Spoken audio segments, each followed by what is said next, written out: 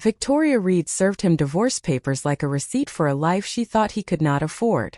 Nathan Reed came home at 11:38 on a cold Boston night carrying 2 paper bags from the Little Thai restaurant on Tremont Street, the one Victoria used to love before she decided small places made her look unsuccessful. The rain had turned to sleet by the time he reached their penthouse, and his gray coat was damp at the shoulders. In one hand he held the takeout.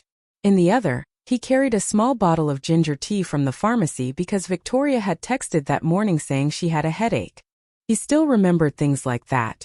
Even after months of silence across the breakfast table. Even after the way she corrected him in public. Even after her mother smiled at him like he was a charity case wearing a wedding ring. The elevator opened directly into the foyer, and Nathan knew something was wrong before he saw her. The lights were too bright. The dining table was cleared. No candles. No plates. No half-empty glass of white wine waiting beside Victoria's laptop. Just Victoria sitting perfectly still in a cream silk blouse, her blonde hair pulled back, her diamond earrings catching the light.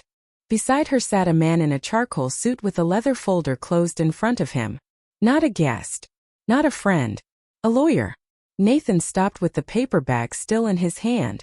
The smell of basil, coconut curry, and warm rice drifted through the room, strangely human in a place that had suddenly gone cold. Victoria looked at the bags and gave a small laugh. Not loud. Worse. Polite. You brought dinner. Nathan set the bags on the console table. You said you were not feeling well. I am not, she said. I have not been well for years. The lawyer opened the folder and slid a stack of papers across the dining table. Nathan did not move toward them. He looked at Victoria instead. For 7 years, he had watched her become fluent in disappointment. At first it was soft. A sigh when he refused to buy a new car. A glance when he wore the same watch to 3 different events. A smile that tightened whenever someone asked what he did. Then it became sharper. Jokes at parties. Corrections in front of her friends. That little pause before she introduced him as my husband Nathan. As if the word husband needed an apology attached. Victoria folded her hands on the table. I want a divorce. The room did not spin. Nathan had expected pain to be louder. It was not. It arrived quietly, like a door closing somewhere deep inside the house. He glanced at the papers, then at the wedding ring on his left hand. Plain platinum. No engraving. Victoria had once said simple meant timeless. Later she said simple looked cheap.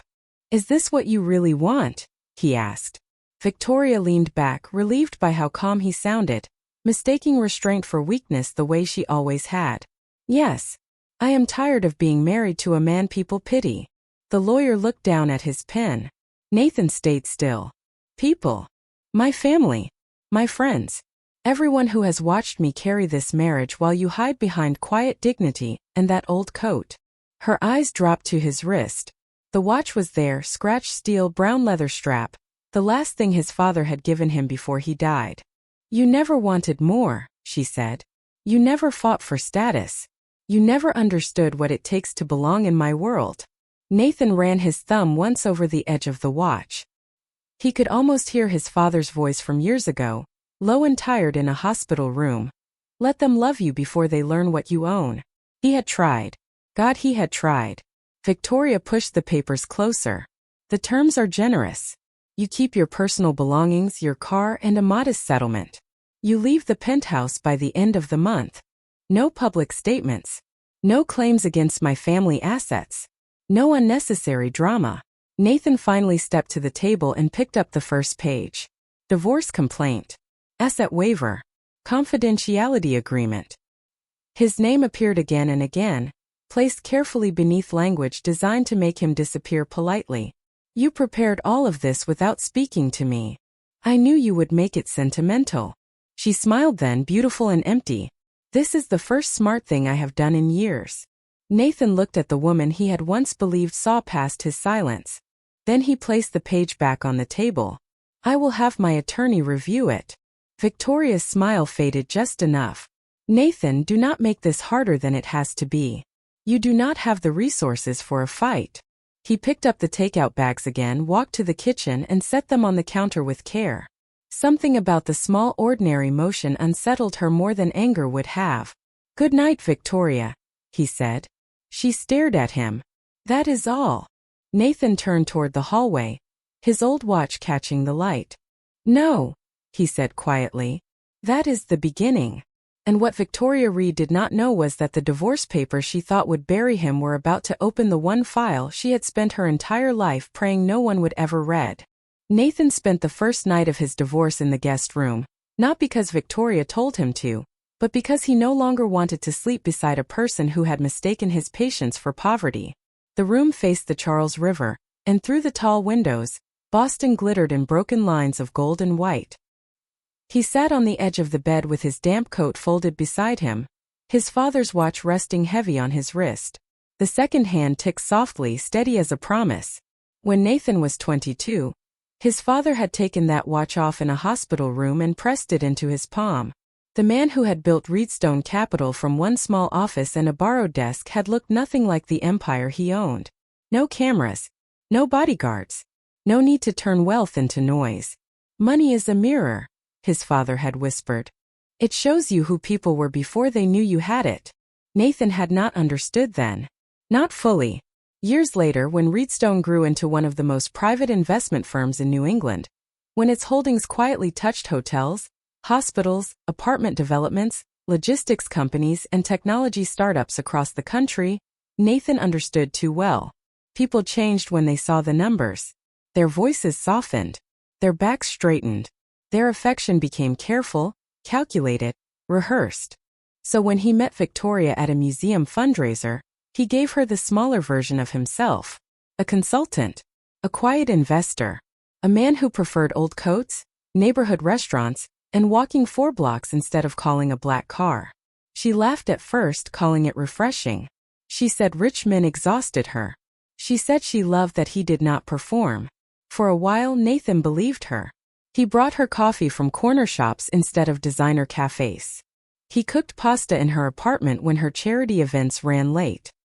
He listened when she complained about her family's pressure, her mother's expectations, the endless need to look polished for people who donated in public and judged in private. She used to place her head on his shoulder and say, "You are the only place I do not have to pretend." That sentence had kept him silent long after he should have told her the truth. After the wedding, silence became habit. Then habit became armor. Victoria's family tested him gently at first. Her brother asked which club he belonged to. Her mother asked whether his work was stable. Her father offered him a contact, in case consulting slowed down.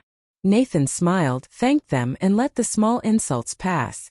He told himself character revealed itself over time. But time did not soften Victoria. It taught her how to be ashamed of him. At dinners in Beacon Hill, she began correcting his stories. At charity galas, she stepped away when photographers arrived. When friends asked why he drove an 8-year-old Volvo, she joked, "Nathan is allergic to ambition." Everyone laughed. Nathan did too, quietly, because the alternative was admitting the woman he loved was learning to despise the version of him she thought was real. In the top drawer of his desk, behind tax folders and old thank you cards, sat a sealed envelope from Reedstone Trust. Inside were documents Victoria had never seen. Founder shares, beneficiary records, investment structures created before their marriage, and a letter from his father reminding him that privacy was not shame. Nathan had kept that envelope sealed through every insult, every party, every moment Victoria looked at him like a mistake she was too elegant to confess. Not because he was afraid of her. Because part of him had still hoped she would choose him before she knew what choosing him was worth. Near dawn, Nathan walked back into the kitchen. The Thai food from the night before sat untouched in the refrigerator. The divorce papers remained on the dining table, neatly stacked beside Victoria's lawyer's card. He picked up the top page and read the words again. No claims. No public statements. No unnecessary discovery. That last phrase held his attention. Discovery. A legal process. A door neither Victoria nor her attorney seemed to realize they had just opened. Nathan looked down at his father's watch, then toward the hallway where Victoria slept behind a closed bedroom door, safe in the belief that she had finally cut loose a man with nothing. For the first time in years, he unlocked his desk drawer, removed the Reedstone Trust envelope, and broke the seal. By 9 o'clock the next morning, Nathan sat in a conference room on the 24th floor of a glass building near Boston Harbor, watching his wife pretend not to look nervous. The room smelled like coffee, leather chairs, and expensive toner. Outside the windows, the city moved under a pale winter sky, traffic sliding along Atlantic Avenue, gulls circling above the water, everyone busy with ordinary lives while Nathan's marriage became a stack of paper on a polished table. Victoria sat across from him in a tailored ivory suit, her posture perfect, her wedding ring already gone. Beside her was Martin Keller, the attorney from the penthouse, arranging documents with the quiet confidence of a man who believed the ending had been written before the meeting began. Nathan's attorney, Eleanor Shaw, sat to his right, silver-haired, sharp-eyed, and silent. She had worked with Reedstone Trust for almost 15 years. She knew exactly what Nathan owned, exactly what he had hidden, and exactly why he had hidden it. But the woman Nathan noticed most was not at the table yet. She entered 2 minutes late carrying a slim laptop, a legal pad, and a folder marked Financial Review. Grace Miller. 30 years old, white blouse, charcoal blazer, brown hair pulled back without fuss, no jewelry except a simple watch. She was not introduced as anyone important, just the independent financial investigator assigned to organize the marital asset review. Victoria barely glanced at her. Martin gave her a polite nod. Nathan watched her scan the room once, quickly, professionally, and stop for half a second on his father's watch. Not because it looked expensive. It did not. Because people who actually notice things always look twice at what everyone else dismissed. "Let us keep this simple," Martin said. "Mrs. Reed is prepared to offer a fair settlement in exchange for a clean separation, confidentiality, and no unnecessary discovery." Eleanor lifted one eyebrow. "That phrase again." Victoria sighed. "Nathan does not need to turn this into a performance. He knows what he brought into this marriage." Grace opened her laptop but did not type. Nathan kept his hands folded. "And what do you believe I brought?" Victoria smiled softly, the way she smiled when donors were watching. "A decent heart. Modest savings. A tendency to disappear whenever real ambition was required." Eleanor's pen stopped moving. Nathan gave the smallest shake of his head, asking her not to respond. He had heard worse at dinner tables with better silverware. Victoria leaned forward. "I do not want to punish you, Nathan. I simply refuse to keep financing a life you never earned." Grace looked down then, not at the insult, but at the asset list in front of her. Her pen moved once. A small mark beside one line. Nathan saw it. Asset origin unclear. Martin slid a document toward Eleanor. The penthouse was purchased during the marriage, but with funds Mrs. Reed can trace through family channels. Grace's eyes flicked to the supporting schedule. "Excuse me," she said, calm but precise. "The source line references a bridge facility from Northbridge Holdings. Is there a reason that entity is not included in the disclosure packet?" Martin paused. "Northbridge was an outside lender." Grace nodded. "Then I will need the loan documents." Victoria's expression cooled. "Is that necessary?" "For a financial review, yes." Grace's voice stayed even. "Especially if the property classification depends on source of funds." Nathan looked at her again. Most people in rooms like this perform confidence. Grace practiced accuracy. There was a difference.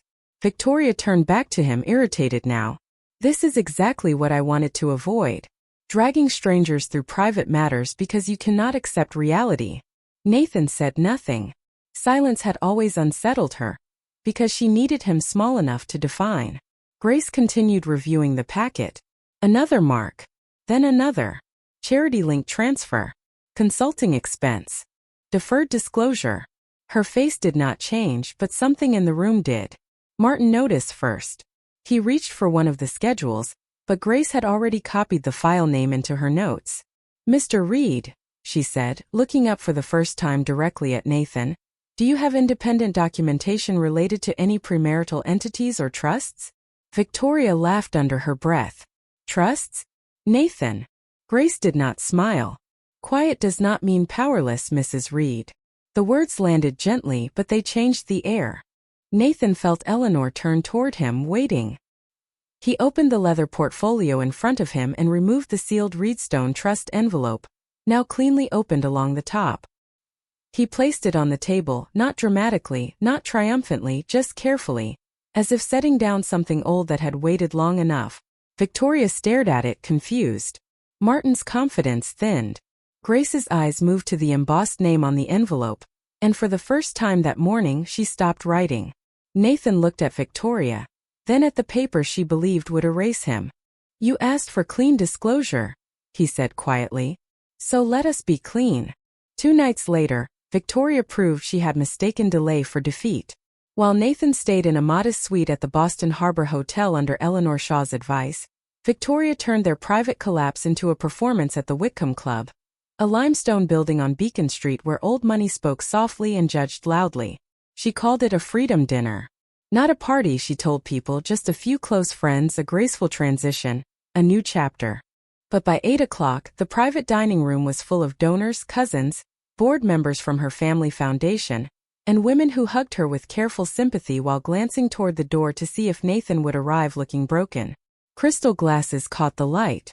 White roses filled the centerpieces. A pianist played something soft enough to make cruelty feel elegant. Victoria stood near the fireplace in a pale blue dress, laughing with Caleb Monroe, the man everyone in her circle called ambitious in the way people compliment a storm before it reaches their house. Caleb was polished, handsome, and too comfortable beside another man's wife. His hand rested near Victoria's lower back, not touching enough to be scandalous, close enough to be a message. When Nathan entered, conversation dipped for half a second. He wore a charcoal suit with no designer label visible, his father's watch, and the same calm expression that had always made people underestimate him. Eleanor Shaw walked beside him. Grace Miller arrived separately, not as a guest, not smiling, carrying a slim folder and wearing a black blazer that made her look less like a spectator than a question waiting to be answered. Victoria saw Nathan and lifted her glass. "There he is," she said brightly. "Nathan, I am glad you came. It shows maturity." Caleb smiled. Clean endings are underrated. Nathan did not answer him. He looked around the room, at the same faces that had once laughed when Victoria joked he was allergic to ambition. Tonight, they looked at him with pity so polished it almost passed for kindness.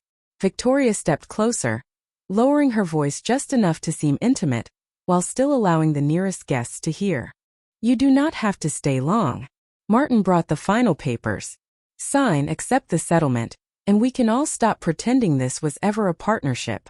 Grace stood near the sideboard watching Victoria, then Caleb, then the older man near the head of the table, Victoria's father, Richard Vail, chairman of the Vail Family Foundation.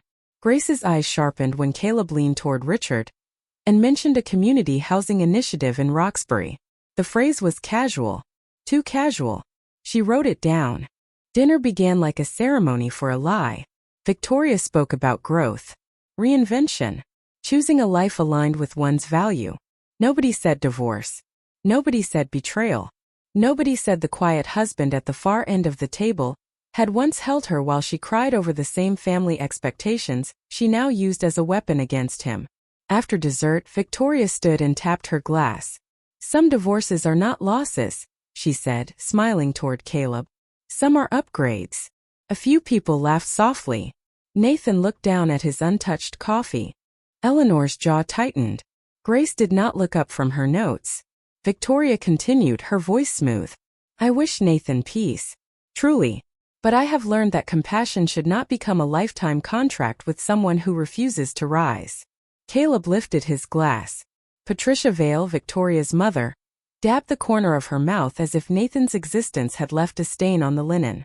Then Martin Keller appeared with a leather folder and placed it beside Nathan's plate. "We can handle this discreetly," he said. "A signature tonight would prevent unnecessary financial exposure for everyone." Nathan opened the folder. The confidentiality agreement was thicker now. Broader. No discovery requests related to Vail Family Foundation activities. No inquiry into third-party consulting payments. No claims involving Northbridge Holdings or Monroe Development Group.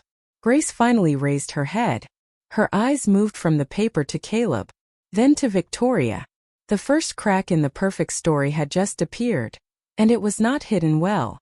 Nathan closed the folder without signing. Victoria's smile faltered. "Nathan," she warned, still soft for the audience, He stood, calm enough to make the room uncomfortable. You invited me here to make my silence look like consent. He placed the folder back on the table. It is not. Around them, the Whitcomb Club went quiet. Caleb's hand tightened around his glass. Victoria's face remained composed, but her eyes changed. For the first time, she looked less annoyed than afraid. Grace slipped the folder into her bag when Martin turned away.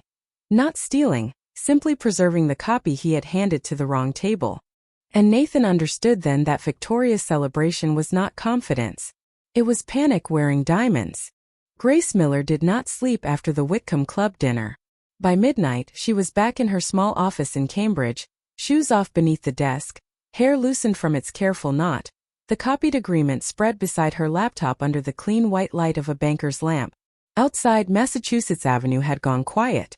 Inside, the file was beginning to speak. She started with the clause that did not belong. No discovery requests related to Vail Family Foundation activities. In most divorces, people hid embarrassment bank accounts, sometimes a vacation home in someone else's name. They did not casually demand silence around a family foundation, unless the foundation had something worth hiding. Grace searched Vail Family Foundation annual reports first. Public. Polished. Full of smiling photographs, scholarship dinners, community grants, ribbon cuttings. Then she found the Roxbury Housing Initiative Caleb had mentioned at dinner. $3 million allocated for affordable townhomes on a 6-acre parcel near Dudley Street. Beautiful language. Hopeful renderings. A quote from Victoria about dignity and safe neighborhoods. Grace clicked through municipal records. No permits. No construction filings. No land transfer under the foundation. No contractor registration tied to the project. The townhomes did not exist. She sat back slowly. Then she searched Monroe Development Group. Caleb's company had received 3 transfers from a foundation-adjacent account over 14 months. The descriptions were clean enough to look harmless at first glance. Community planning. Pre-development analysis. Neighborhood impact strategy. But the amounts were not harmless. $420,000. $685,000. $1.2 million. Grace opened a spreadsheet and began lining up dates. The first transfer landed 2 days before Caleb bought a waterfront condo in Newport. The second landed the same week Victoria hosted a donor retreat in Palm Beach that the foundation listed as educational outreach. The third arrived 1 day before a private investment account linked to Caleb paid down a large personal loan. Grace's face stayed still, but her pulse changed. This was not vanity spending dressed up as philanthropy. This was a structure. And structures needed scapegoats. At 2:14 in the morning, she found the memo. It was buried in an attachment named Quarterly Oversight Summary, page 47, beneath harmless charts and donor language. The paragraph was short. Financial review responsibility informally delegated to Nathan Reed during transitional advisory period.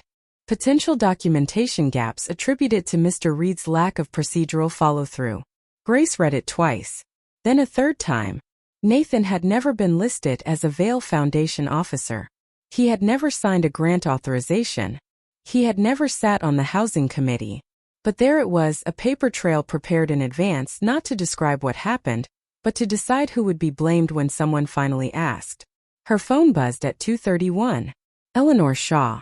Are you awake? Grace answered on the first ring. I found why they want the no discovery clause. Eleanor was silent for half a breath. How bad?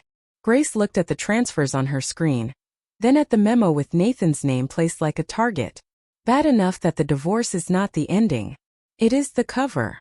By morning, Nathan met them in a quiet conference room at Eleanor's office. He looked tired but not surprised. Grace placed the printed memo in front of him.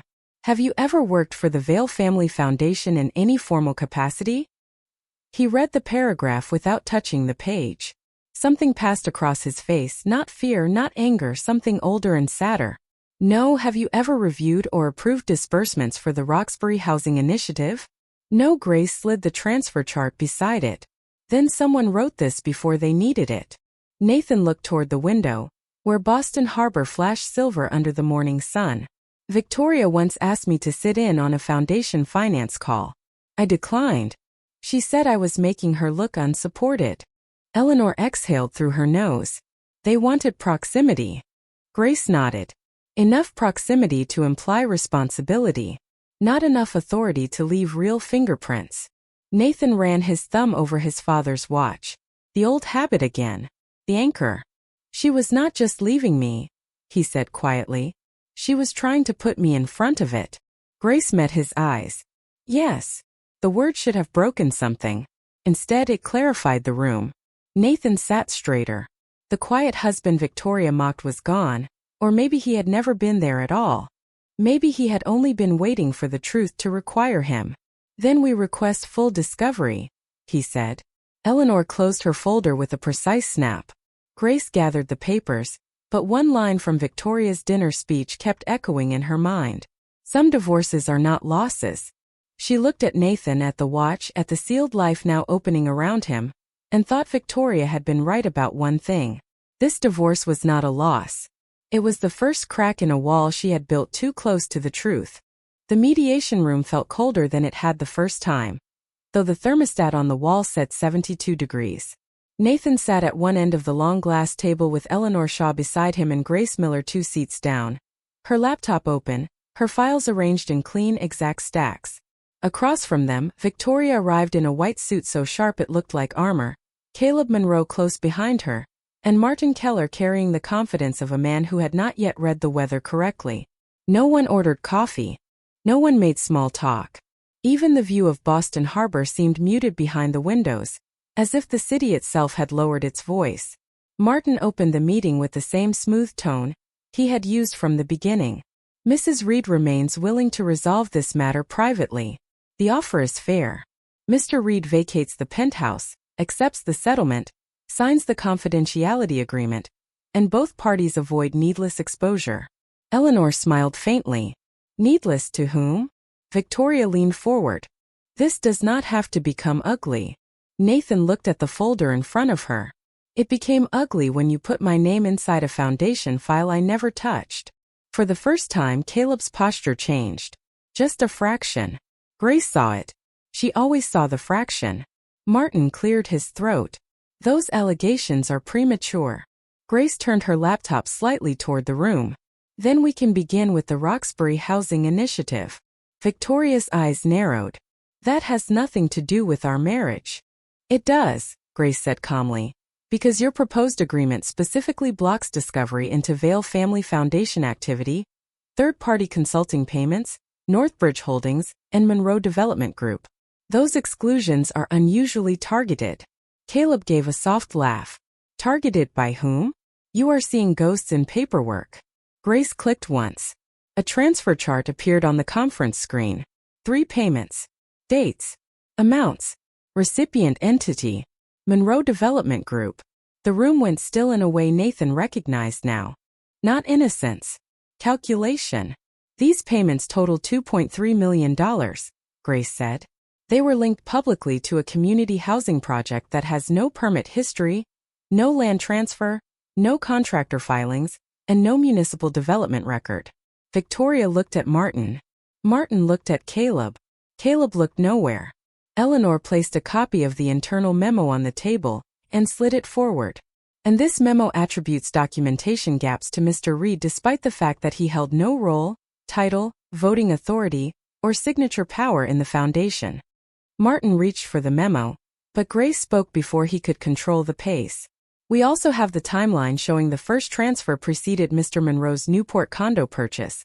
The second matched the Palm Beach donor retreat expenses, and the third preceded repayment of a personal loan tied to Mr. Monroe. Coincidence, Caleb said too quickly. Nathan finally looked at him. Not with anger. With a kind of quiet attention that made Caleb stop smiling. Victoria's voice sharpened. Nathan, you should take the offer. You will not survive discovery. The sentence fell exactly where Grace expected it to. She stopped typing. Eleanor stopped moving. Even Martin seemed to realize she had said the wrong thing out loud. Nathan leaned back, his father's watch catching the conference room light. I was hoping you would not ask for discovery, he said. Victoria blinked. What is that supposed to mean? Grace lifted the Reedstone Trust envelope from her file box and placed it in the center of the table. This time it was not just an envelope. It was certified copies, ownership schedules, trust records, board confirmations, investment disclosures, and premarital asset structures, all stamped, indexed, and impossible to laugh away. It means, Eleanor said, that Mr. Reed is prepared to provide full disclosure of his premarital holdings. Martin opened the first document. His face changed before Victoria understood why. Caleb leaned closer, and the color left his expression slowly, like a light dimming room by room. Victoria snatched the page from Martin's hand. Reedstone Capital. Founder and controlling beneficiary, Nathan Alexander Reed. She read the line again, then again, as if repetition might rearrange the letters into something less impossible. No, she whispered. Nathan did not gloat. That made it worse. Reedstone was the outside lender behind Northbridge, Eleanor said. Reedstone also provided the emergency bridge facility that stabilized Vail Holdings 4 years ago. The penthouse was acquired through a premarital Reed-controlled structure. Several assets your agreement attempts to classify as marital or Vail family property trace back to Reedstone Capital. Victoria's mouth parted, but no sound came. The woman who had mocked his old coat, his quiet job, his ordinary car, was now staring at proof that the life she used to measure him had been resting on foundations he owned before she ever said his name at a fundraiser. Nathan removed his wedding ring and placed it beside the unsigned confidentiality agreement. The soft sound of metal touching paper filled the room. You wanted me to leave with nothing, he said. But nothing was only the version of me you chose to see. Grace looked at him then, and for the first time since she had entered this case, she saw not a man revealing wealth, but a man setting down the burden of being underestimated by someone he once loved. Victoria stared at the ring, the trust records, the memo, and the screen still glowing with the transfers to Caleb's company. The divorce table had turned cold because the truth had finally taken a seat. For several seconds after the Reedstone documents appeared, no one in the mediation room seemed willing to breathe first. Victoria sat with the certified ownership schedule in her hand, her perfectly polished nails pressed against the paper, as if she could hold the truth still long enough to deny it. Caleb stared at the conference screen, where the transfer chart remained beside the name Monroe Development Group, bright and clinical under the fluorescent lights. Martin Keller looked suddenly older, flipping through pages with the desperate focus of a man searching for a missing exit. Nathan watched all of it without satisfaction. He had imagined once that revealing who he was would feel like justice. Instead, it felt like standing over the ruins of a house he had spent years pretending was still warm. Victoria slowly lifted her eyes. You lied to me. The words came out thin, almost wounded. Eleanor Shaw leaned back, but Nathan raised one hand gently, asking to answer for himself. No, he said.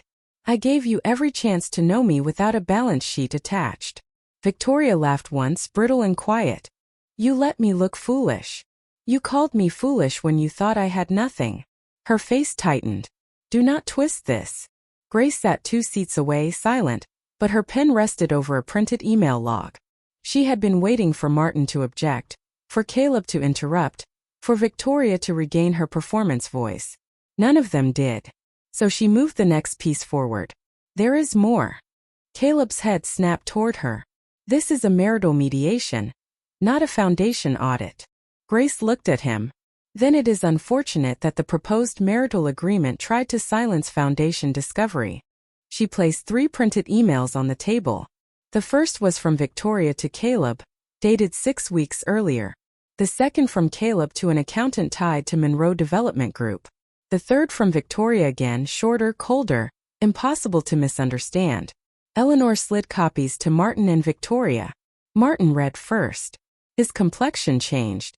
Victoria did not reach for hers. She already knew. Grace read the key line aloud, her voice even. As long as Nathan signs, the charity file dies with the marriage. The sentence landed with a dull finality. Outside the windows, Boston Harbor flashed blue-white in the winter sun, indifferent and clean. Inside, everything expensive in the room suddenly looked cheap. Caleb pushed back from the table. That was taken out of context. Then provide the context, Grace said. He opened his mouth, closed it. Victoria turned on him, not with love, not even loyalty, but with calculation. You said the memo was enough. Caleb's eyes widened. That was the second mistake. Martin closed his folder. Not loudly. Precisely. Like a man distancing himself from a fire before anyone smelled smoke. Eleanor spoke next. We will be forwarding the foundation materials through appropriate civil channels. Any settlement discussion must now exclude any release of claims involving Mr. Reed, Reedstone Capital, or foundation-related misattribution. Victoria's composure cracked in small, elegant pieces. Nathan, please. It was the first time she had said his name without contempt in months. He looked at her, and for one painful second, he remembered the woman in the museum garden who had told him she was tired of pretending. Maybe that woman had been real. Maybe she had only been resting before ambition found her again. Either way, she was gone. You were not afraid I would be ruined, Nathan said quietly. You were afraid I would be cleared. Victoria's eyes filled, but he no longer trusted tears that arrived only after evidence. He touched the old watch on his wrist, then stood. My father told me money shows people who they were before they knew you had it. I spent 7 years hoping he was wrong. He looked at the unsigned confidentiality agreement, the ring beside it, the trust records, the emails, all the paper monuments to a marriage built on selective blindness. He was not. Grace watched him step away from the table, not triumphant, not broken, simply free in a way that had nothing to do with wealth. Victoria reached for the ring, then stopped before touching it. She understood finally that it was not being offered back. Caleb was already whispering to Martin, asking about exposure, liability, next steps. Even in collapse, he was looking for a route around responsibility. Nathan turned at the door. I will not hide your choices to protect the version of yourself you sold to donors. Victoria flinched, but he did not soften the truth. And I will not let you put my name on what you did. Then he left the room with Eleanor beside him and Grace a few steps behind, carrying the file Victoria had feared most. In the hallway, the air felt different, ordinary and breathable. Grace caught up near the elevators. Mr. Reed, she said. Nathan turned. She hesitated, then corrected herself. Nathan, you did not owe them your silence. He looked at her for a long moment, seeing not pity, not fascination, not the quick recalculation wealth usually brought, but respect. Plain, steady, rare. No, he said softly. I think I am just beginning to understand that. The elevator doors opened, reflecting them both in brushed steel. A man who had stopped hiding, and a woman who had followed the numbers until they became justice. Within a week, the story Victoria had tried to bury began moving through Boston without needing Nathan's voice to push it. It did not arrive as gossip first. It arrived as notices. A formal inquiry from the Vale Family Foundation Board. A demand for records from outside counsel. A temporary freeze on payments connected to Monroe Development Group. A request for clarification from 2 major donors who had once praised Victoria's leadership in glossy newsletters, and now wanted to know why a housing project with their names attached had no permits, no land, and no homes. Victoria issued one statement through her attorney, calling the matter an unfortunate misunderstanding during a difficult personal transition. No one repeated it twice. Paper had its own memory. Transfers remembered. Emails remembered. Draft memos remembered the names people tried to place inside them. Nathan stayed away from the noise. He moved out of the penthouse quietly, taking less than anyone expected. His clothes, his books, a framed photograph of his father outside the first Reedstone office, and the old watch that had outlasted every room where people misread him. He did not take the dining table where Victoria served the divorce papers. He did not take the crystal glasses from charity dinners. He did not take the view of the Charles River. Some views cost too much if you had to stand beside the wrong person to keep them. Eleanor handled the legal filings with the calm precision of a surgeon. Grace completed the financial report, each appendix clean, each timeline impossible to soften. The report showed that Nathan had no formal authority over the Vale Family Foundation transfers. It showed that Monroe Development Group received funds for a housing initiative that never moved beyond promotional materials. It showed that Victoria had reviewed the concerns before the divorce papers were served. It also showed that the confidentiality agreement had been drafted to prevent those same issues from being discovered. When Grace submitted the final packet, she placed one copy on Nathan's desk at Reedstone's private office, a place he had not brought Victoria in 7 years. The office was not flashy. No gold signs. No crowded wall of magazine covers. Just dark wood, clean glass, and a view of the harbor broad enough to make silence feel honest. Nathan stood by the window as Grace entered. For the first time, he wore a suit that fit the truth of him, not the disguise. Still simple. Still unbranded. But not hidden. "It is complete," Grace said, setting the file down. Nathan looked at the folder. "And Victoria?" Grace chose her words carefully. "She resigned from the foundation board this morning. Caleb's company is under civil review. Her family is cooperating with outside counsel." He nodded once. No smile. "Good." Grace studied him. "That is all." Nathan turned from the window. "What were you expecting?" "I do not know," she admitted. Relief. Satisfaction. He touched the edge of the folder but did not open it. "I loved her once. Consequence does not erase that. It only stops her from using my name as shelter." Grace understood then why the room felt different from every wealthy office she had ever worked in. Nathan did not enjoy power as performance. He treated it like weight. Like something to be carried correctly or not at all. The divorce settlement followed soon after. Victoria kept what was legally hers and lost what she had tried to claim through pressure. The penthouse remained outside the marital division because Reedstone records proved it had been acquired through Nathan's premarital structure. Nathan accepted no apology purchased with panic, no private lunch arranged by Victoria's father, no request to keep the foundation scandal quiet for the sake of donor confidence. He agreed only to accuracy. Nothing more. Nothing less. On the final day, in a courthouse conference room with beige walls and bad coffee, Victoria sat across from him looking smaller without an audience. Her hands were bare now, no ring, no diamond bracelet, no Caleb beside her. "I did not know who you were," she said quietly. Nathan looked at her, and the old wound answered before he did. That was never the problem. Her eyes lifted. Then what was? He slid the signed settlement toward Eleanor. "You decided who I was and punished me for becoming useful only when you needed someone to blame." Victoria looked down. For once she had no elegant reply. Nathan stood, buttoned his coat, and walked out with his father's watch ticking under his cuff. In the hallway, Grace waited by the elevators with the completed report against her chest. She did not congratulate him. She did not say he had one. She only walked beside him into the afternoon light, and for Nathan, after years of being measured by what people thought he lacked, that quiet respect felt more valuable than victory. 1 year later, Nathan Reed stood inside the lobby of a new community financial center in Roxbury, listening to the quiet sound of people arriving before the ribbon was cut. The building had once been an empty brick warehouse with boarded windows and weeds growing through the sidewalk cracks. Now sunlight poured through tall glass doors onto polished concrete floors, warm wood desks, and a reception wall painted soft blue instead of corporate gray. There were no marble statues, no donor portraits, no velvet ropes making kindness look expensive.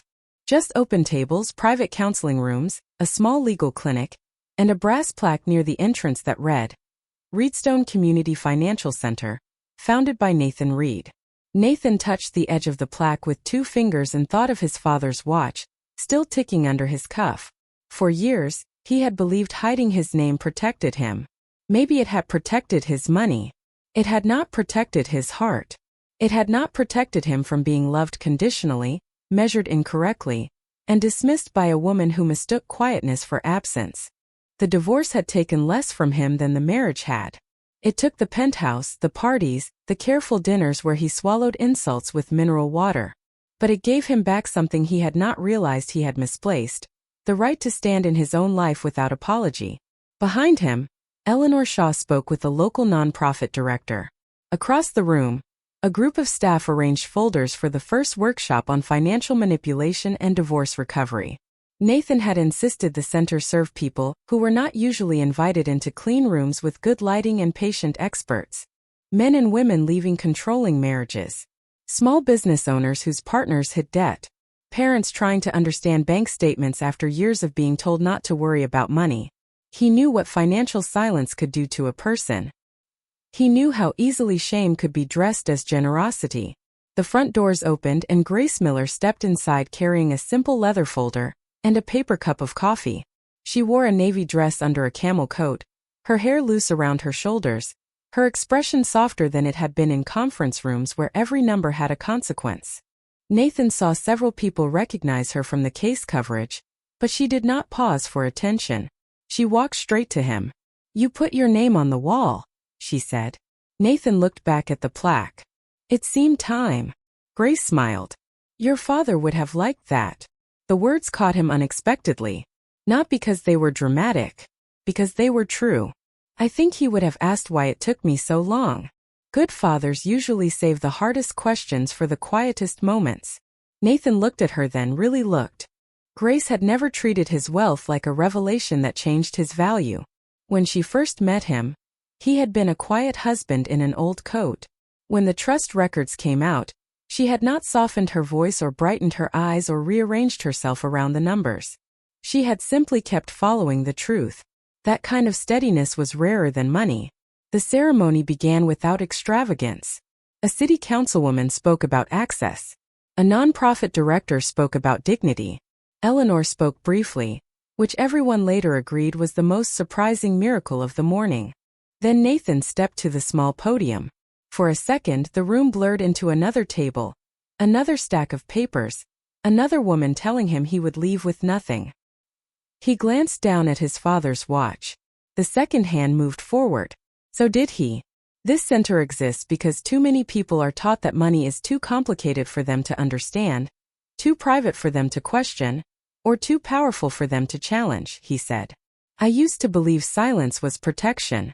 I was wrong. Silence only protects the people who benefit from it." Grace stood near the front, her eyes steady on him. Nathan breathed in. "So this place will not be silent. It will help people ask questions before they sign. It will help them read what others hope they skip. It will help them remember that dignity is not a luxury item." When the ribbon was finally cut, applause filled the lobby, warm and unpolished. Later, after the guests had moved into tours and coffee conversations, Nathan found Grace near one of the counseling rooms, reading the schedule of workshops. Financial investigator, guest speaker, or impossible to impress critic? He asked. She glanced at him. Today? All three. He laughed, and the sound surprised him with how easy it felt. Then he handed her a folder. "I have a proposal." Grace raised an eyebrow. "That sentence has ruined many rooms in your life." "Not this one." Inside was a partnership plan for an independent grant program, supporting people rebuilding after financial control. Her firm would lead audits in education. Reedstone would fund it. Her name was listed beside his, not beneath it. Grace read quietly, then looked up. "You are not asking me to work for you." "No," Nathan said. "I am asking if you will build something with me." For a moment, neither of them spoke. Outside, sunlight hit the brick sidewalk where weeds used to grow. Inside, people were laughing near the coffee table, asking questions, opening folders, learning the language of their own lives. Grace closed the proposal and held it to her chest. "Then yes," she said. "I will build it with you." Nathan did not reach for her hand immediately. He had learned that real things did not need to be rushed to prove they were real. But when Grace stepped beside him, shoulder to shoulder, looking out over the center, he felt the old life loosen its final grip. Victoria had thought divorce would reduce him to what she believed he was worth. Instead, it revealed what she had feared most. Not just his name, not just his fortune, but the truth that he could lose her and still become more fully himself. And beside Grace, with his father's watch ticking steadily toward whatever came next, Nathan finally stopped hiding from the life that had always been his.